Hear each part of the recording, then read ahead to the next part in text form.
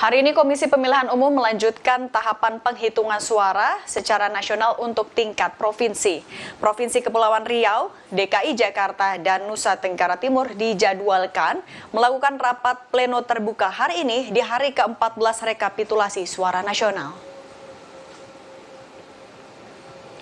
Sebelumnya sebanyak 9 provinsi telah selesai melakukan rekapitulasi suara, antara lain Provinsi Daerah Istimewa Yogyakarta dan Kalimantan Tengah. Pasangan nomor urut 2, Prabowo Gibran tercatat unggul dari seluruh hasil rekapitulasi di 9 provinsi dengan perolehan lebih dari 29 juta suara. Menyusul pasangan nomor urut 3, Ganjar Mahfud dengan perolehan lebih dari 11 juta suara dan pasangan nomor urut 1, Anies Muhaimin sebanyak 6,6 juta suara.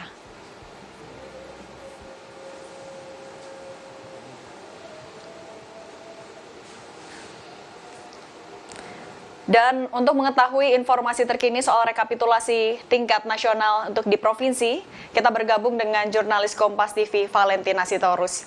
Valen, selamat sore. Artinya sampai saat ini sudah ada berapa provinsi yang sudah selesai dihitung oleh KPU?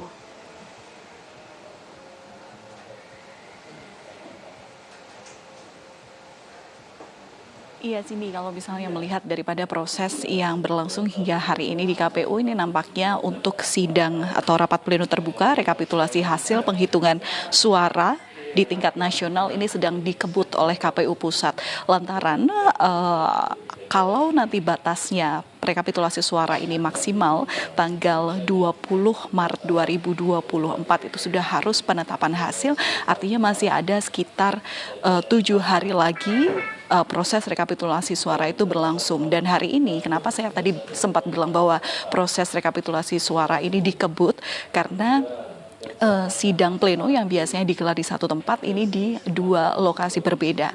Dan hingga hari ini pertanggal 13 Maret 2024 baru ada 11 provinsi yang rekapitulasi suaranya sudah selesai diproses. Artinya dari 38 provinsi masih ada sekitar 27 provinsi lagi yang ini harus segera diselesaikan sebelum nanti penetapan hasil yang kalau melihat aturan PKPU nomor 5 2024 tenggat waktu ini harus diumumkan ke publik pada tanggal 20 Maret 2024. Nah, kemudian kalau misalnya membahas mengenai bagaimana proses rekapitulasi yang saat ini sedang berjalan di KPU Pusat, hari ini memang rencananya dari 2 panel atau 2 sidang terbuka, ini ada 8 provinsi yang kemudian akan direkapitulasi suaranya. Kalau yang tadi sudah selesai hasilnya juga sudah diumumkan ke publik dari proses sidang, ini sudah ada provinsi DKI Jakarta, kemudian juga Kepulauan Riau dan NTT.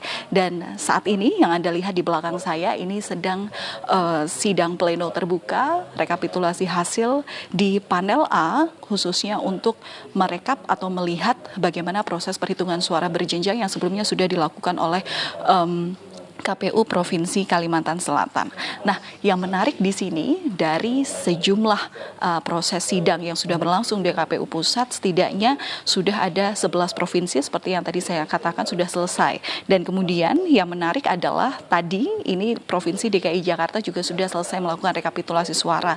Di mana kalau misalnya kita melihat daripada Pilpres atau pemilihan presiden, suara yang kemudian diperoleh dari masing-masing pasangan calon dimenangkan oleh pasangan calon Prabowo Subianto dan Gibran Rakabuming Raka. Hasilnya tipis sekali dengan pasangan calon nomor 1 Anies Baswedan dan Muhaimin Iskandar. Katakanlah paslon Prabowo Gibran ini mendapatkan suara sebesar 2.692.011 suara. Kemudian pasangan calon Anies Baswedan dan Muhaimin Iskandar mendapatkan di posisi kedua dengan jumlah suara 2.653.762, kemudian baru disusul oleh pasangan calon Ganjar Pranowo dan juga Mahfud MD yang mendapatkan 1.115.138 suara. Dan menarik sebelumnya kalau melihat peta Pulau Jawa ini sebenarnya Pulau Jawa ini menjadi ceruk suara terbesar yang diharapkan oleh para paslon. Kalau tadi saya membahas suara perolehan yang terdapat di DKI Jakarta, ini juga hampir sama bahwa pasangan Prabowo Gibran ini seolah mendominasi, katakanlah dari suara atau rekapitulasi yang sudah dilangsungkan di Provinsi Jawa Tengah. Pasangan calon nomor urut 2 Prabowo Gibran ini mendapatkan suara sebesar 12.096.454 suara. Kemudian baru disusul oleh pasangan calon dari Ganjar Pranowo dan Mahfud MD sebesar 7.827.335 suara dan pasangan calon Anies Muhaimin yakni yang mendapat 2.866.373 suara. Kemudian Sabtu lalu ini juga suara yang didapati dari Provinsi Daerah Istimewa Yogyakarta, lagi-lagi nomor 02 mendominasi mendapatkan suara 1.269.265. Kemudian yang menarik di sini adalah paslon dari Ganjar Mahfud MD bersama dengan Anies Muhaimin ini seolah berkompetitif begitu ya untuk angkanya. Posisi kedua ini disusul oleh Ganjar Mahfud dengan perolehan suara 741.220, kemudian disusul oleh pasangan Anies Muhaimin dengan perolehan suara 496.280. Nah, ini adalah perolehan dari pasangan calon presiden dan wakil presiden. Tapi bagaimana dengan perolehan suara dari tingkat legislatif? Nah, ini yang menarik, Cindy dan juga saudara, kalau tadi diumumkan oleh KPU RI oleh komisioner begitu ya, bahwa di pemilihan legislatif DPRD tingkat DKI Jakarta di Provinsi DKI Jakarta sendiri rasa-rasanya yang bisa memperoleh suara ini dari PDIP ini kelihatannya digeser oleh PKS. Katakanlah PKS per hari ini sudah mendapatkan suara 1.012.028 suara atau 16,68%. Ini kemudian menyalip PDIP yang sebelumnya juga menjadi pemenang di DKI Jakarta yang mana angkanya ada di 850.174 atau 14,01%. Dan kemudian yang di posisi ketiga ini ada Gerindra dengan persentase 12% atau peralihan suara 728.297 di DKI Jakarta. Kalau misalnya membandingkan seluruh provinsi Jawa Tengah yang kemudian rekapitulasi suaranya sudah berhasil dihitung, kita melirik ke Jateng dan DIY. Ini masih bisa membuktikan bahwa dua provinsi ini menjadi kandang banteng karena dalam pemilihan legislatif di dua daerah ini PDIP masih nomor pertama. Katakanlah di Jateng PDIP mendapatkan suara 5.270.261, kemudian disusul oleh PKB 3.036.464 suara dan Gerindra baru di angka 2.592.886 suara.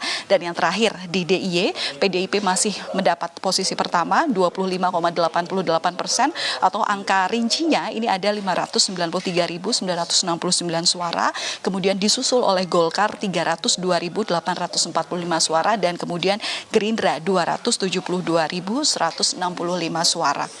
Itu adalah angka-angka yang memang sekarang ini sedang dihitung oleh masing-masing saksi, dibuktikan oleh saksi, kemudian juga sedang disidangkan dalam rapat pleno terbuka oleh Ketua KPU dan kemudian didampingi oleh jajaran komisioner KPU. Nah, yang menjadi catatan adalah memang untuk tetap rekapitulasi suara ini berlangsung maksimal sampai tanggal 20 Maret 2024 ini juga menjadi rekomendasi ataupun catatan yang sebenarnya disampaikan oleh Bawaslu, mengingat sebelumnya KPU RI ini memberikan surat edaran ke sejumlah panitia pemilihan umum KPU di provinsi bahwa untuk penghitung atau rekapitulasi suara di daerah, penghitungan suara maksud kami itu bisa diperpanjang waktunya, mengingat hingga minggu kemarin masih ada 3 provinsi yang belum menyelesaikan rekapitulasi suara, yakni ada Papua Pegunungan, Jawa Barat, dan kemudian Jambi. Tapi sekali lagi Bawaslu ini mengingatkan bahwa jangan sampai melanggar undang-undang pun juga ketentuan berdasarkan PKPU nomor 5 tahun 2024